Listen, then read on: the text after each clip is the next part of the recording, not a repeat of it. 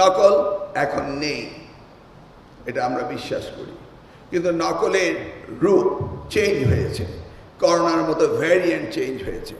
সেই জন্য আমরা 1980 পাবলিক পরীক্ষার যে অ্যাক্ট রয়েছে সেটা পরিবর্তন করেছি, ক্যাবিনেটে পাস করেছে, এবার সংসদে সেটা পাস হবে।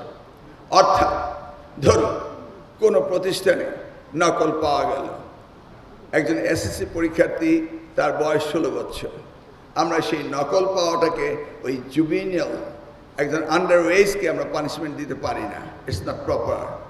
আমরা তাকে প্রভিশনে পাঠাতে পারি, কিন্তু নকলটা ওই প্রতিষ্ঠানে পাওয়া গেল, প্রতিষ্ঠান প্রধান ইজ দ্য রেসপন্সিবল, তাকে আইনের আওতায় আনা হবে।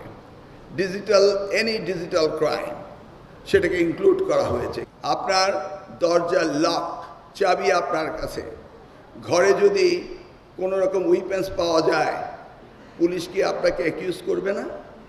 এখানে পুলিশ অফিসার রয়েছেন, এম আই রাইট? দরজা লক, আমার ঘর, চাবি আমার কাছে, আপনি ওখানে গিয়ে আগ্নেয়াস্ত্র পেলেন, will you punish me? Yes or no? Absolutely. We means সকলকে দায়িত্ব নিতে হবে। যখনই একজনের দায়িত্ব আরেকজনের উপর দিয়ে দেওয়া হয় তখন এই কাজ হয় না। ক্লিয়ার? এটা হচ্ছে সিনসিয়ারিটি, অনেস্টি, ডেডিকেশন। আপনাকে বুঝতে হবে I am running this institution, it's my responsibility, এটা বুঝতে হবে। সেই জন্য আইনের গতিতে চলবে।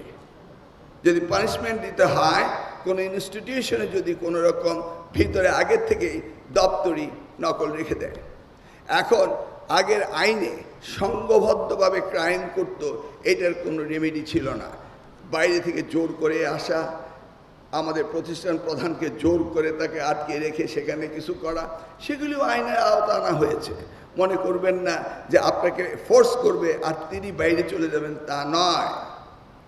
সাইবার আইন পরিবর্তন হচ্ছে, সাইবার অ্যাক্ট পরিবর্তন হচ্ছে, যেন এই সমস্ত সহযোগীরা পার না পেয়ে যায়।